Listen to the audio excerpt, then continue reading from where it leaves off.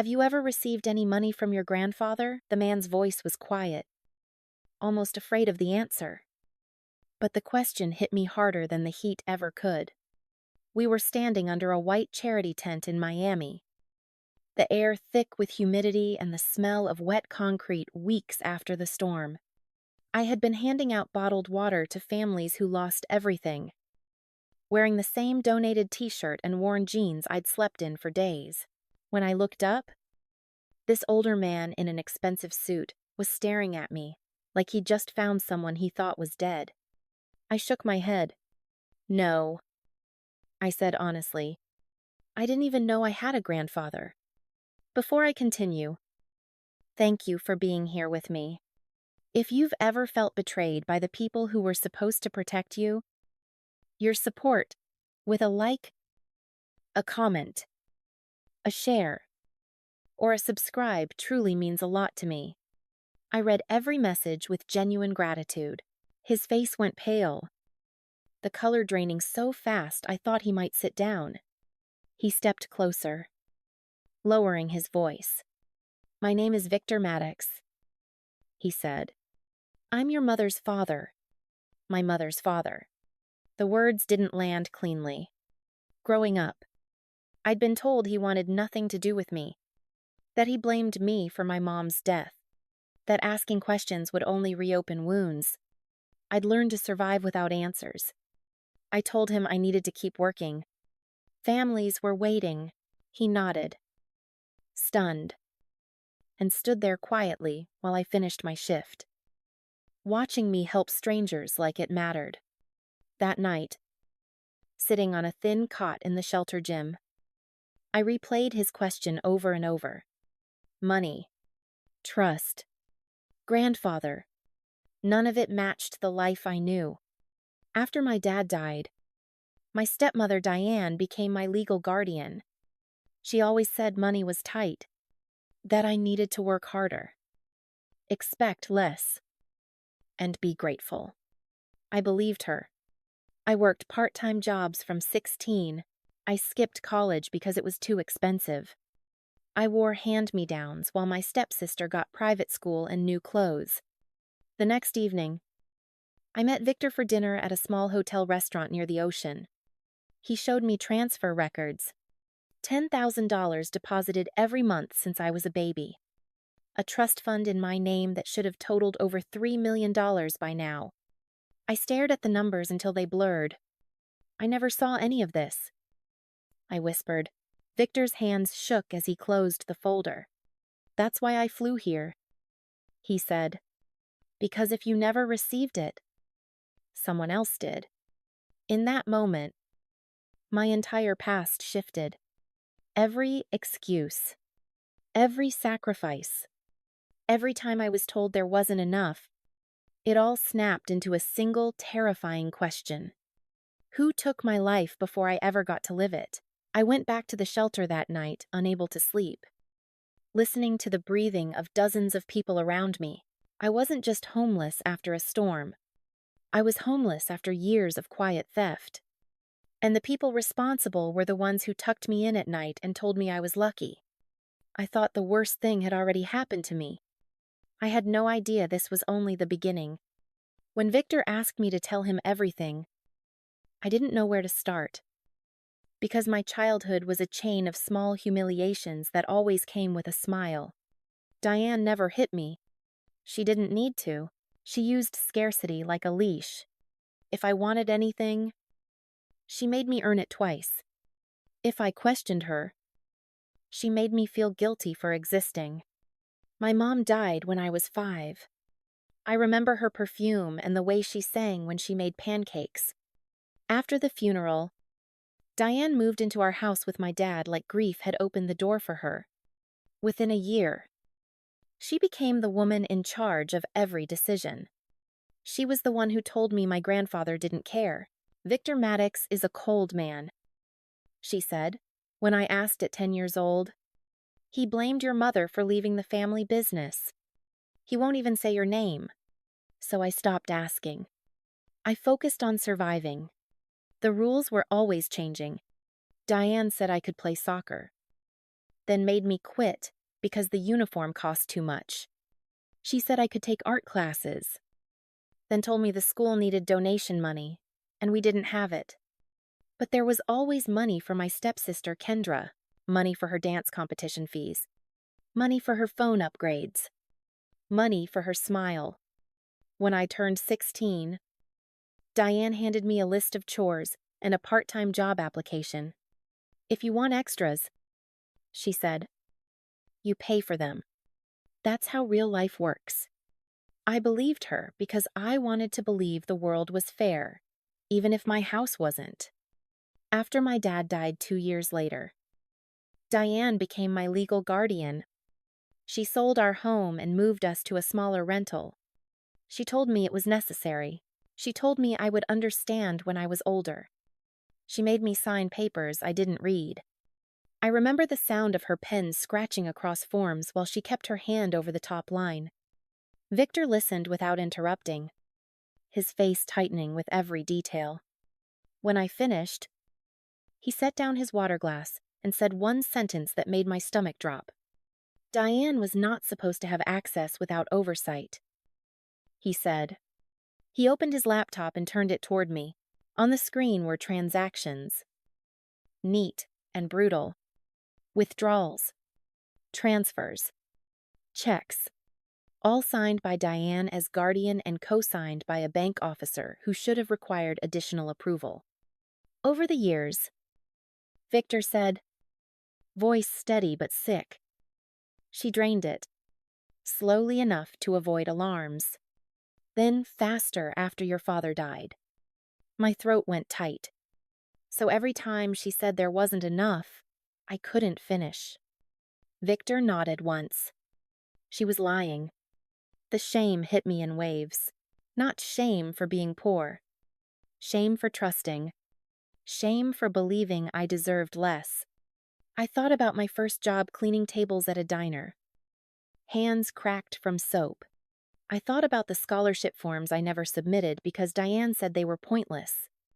I thought about all the nights I skipped dinner so Kendra could eat seconds without anyone noticing. I pressed my palm to my mouth like I could hold myself together.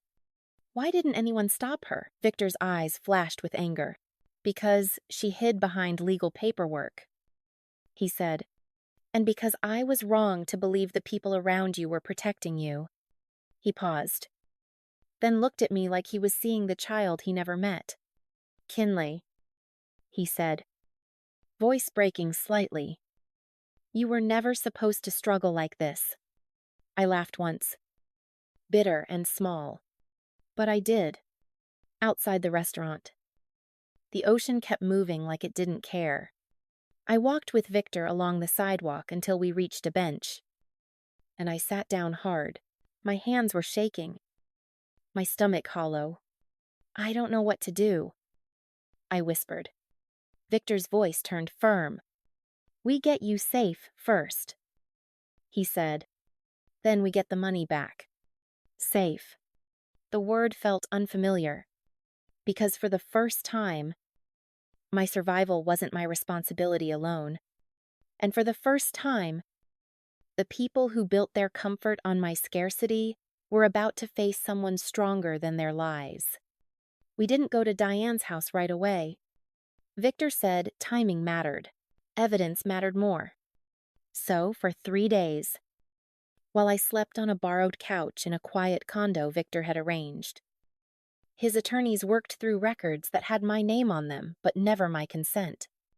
I watched strangers fight for a life I didn't know was mine. And that disorientation was worse than anger. On the 4th morning, Victor asked if I was ready. I said yes. Even though my hands were shaking, Diane lived in a gated community north of the city. All palm trees and pastel doors. Her SUV sat in the driveway. Freshly washed. Nothing about the place suggested someone who'd spent decades telling a child there was never enough. She opened the door and froze when she saw me. Kinley, she said, blinking fast. What are you doing here? Victor stepped forward. We need to talk, he said. Her eyes slid to him. calculating. And you are Victor Maddox. He replied. Her grandfather. The color drained from her face in a way no acting class could teach. She recovered quickly. This is inappropriate. She snapped. You can't just show up. Victor didn't raise his voice. You stole from my granddaughter. Diane laughed, sharp and disbelieving. That's absurd. I stepped forward before I could stop myself. Then explain the trust. I said, explain why I never saw $1. Her eyes met mine, and for a moment I saw it. Not guilt, annoyance. Like I was a problem that refused to stay solved. You were provided for, she said coolly.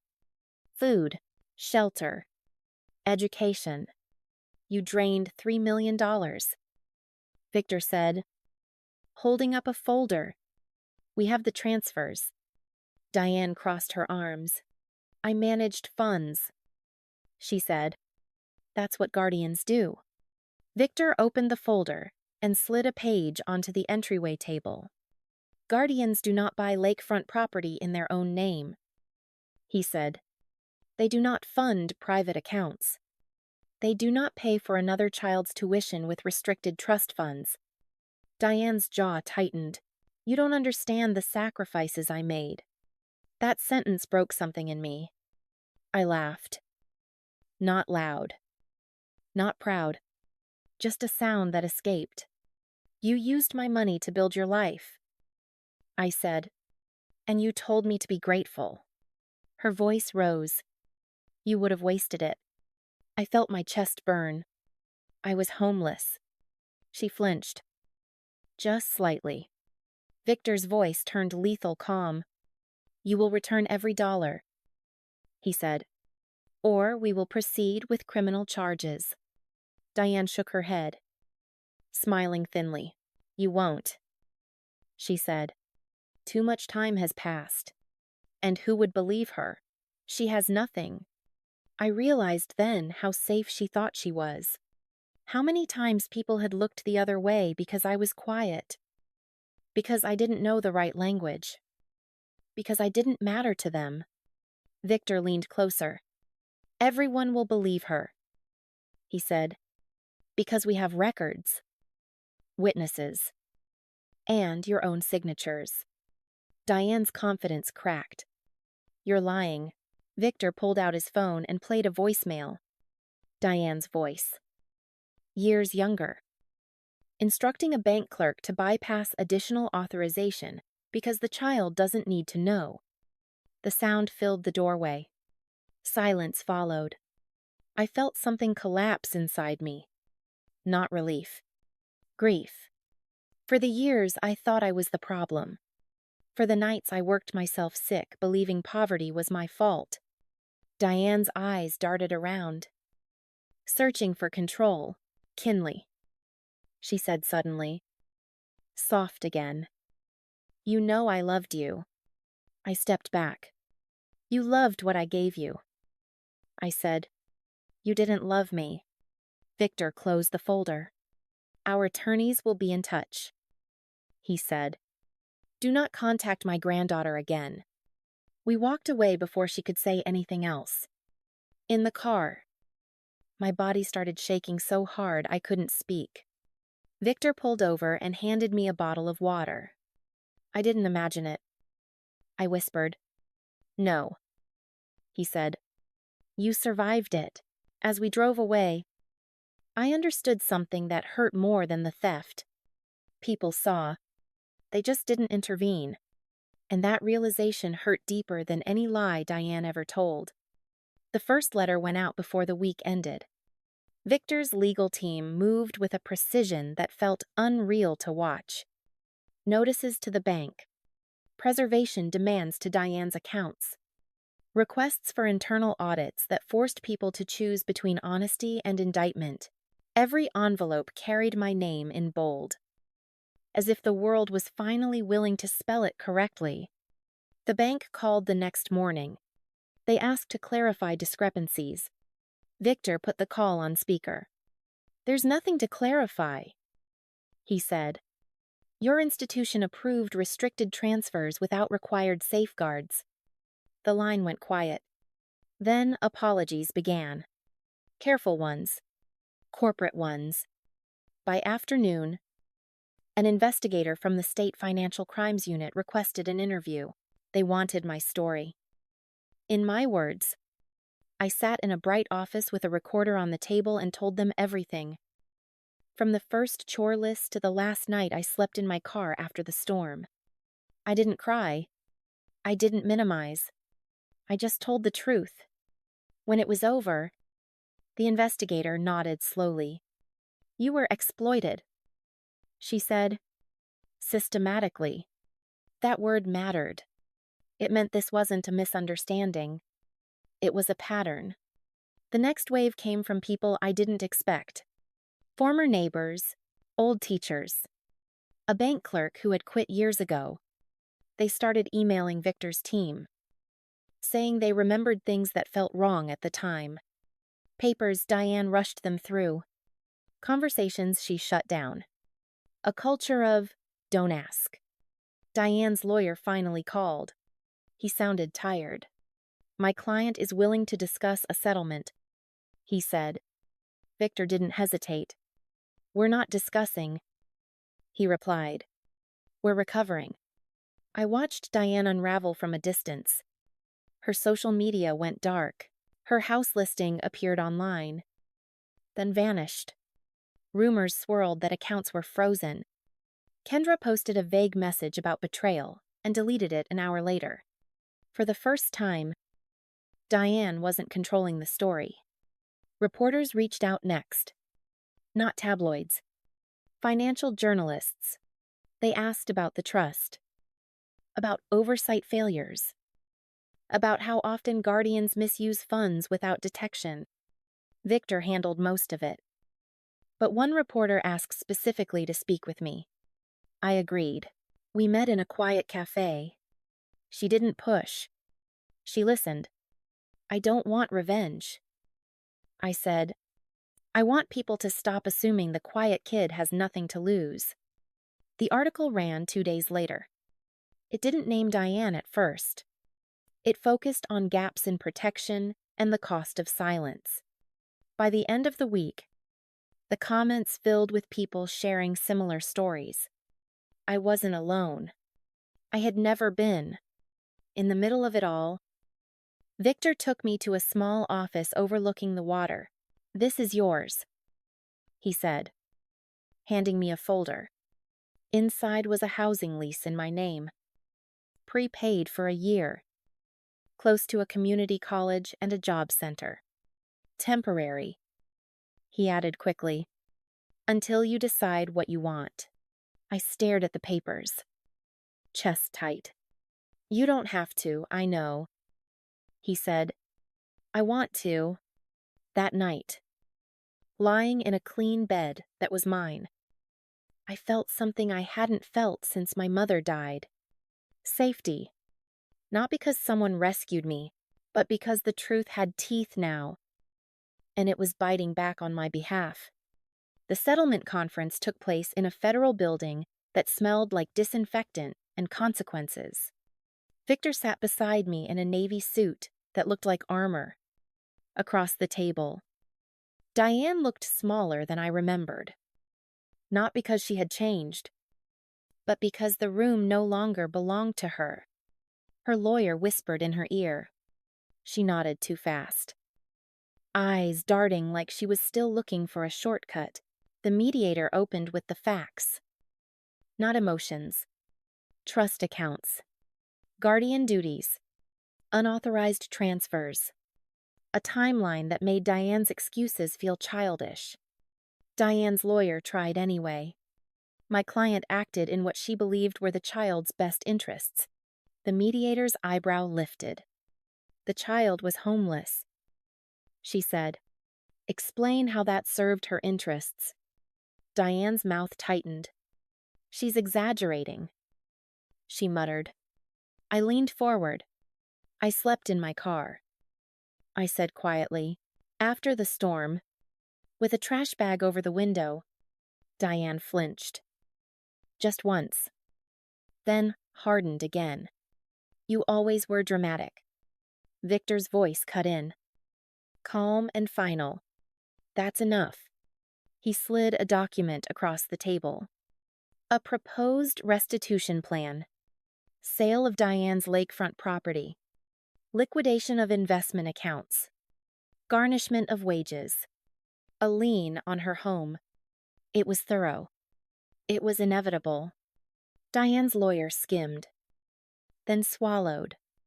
This is extensive. It's accurate, Victor replied. Diane's hands started shaking. I don't have that kind of money anymore, she whispered. The mediator looked at her. Then you will sell what you bought with it, she said. Silence. Then Diane's voice rose. Ragged. She didn't deserve it. She would have wasted it. I raised her. My chest tightened. But I stayed steady. You didn't raise me, I said. You managed me. Diane's eyes filled with tears that didn't look like remorse. I gave you a roof. You gave yourself a roof, I replied. With my name on the withdrawals. The mediator tapped her pen. We are past feelings, she said. We are in recovery. After 3 hours, Diane's lawyer asked for a private caucus. When they returned, Diane's shoulders were slumped. Her voice was flat. I'll sign, she said. The mediator nodded. This agreement includes a referral to the state bar for the bank officer who approved the transfers, she added, and a referral to the attorney who notarized certain documents without proper review. Diane's head snapped up. You can't do that.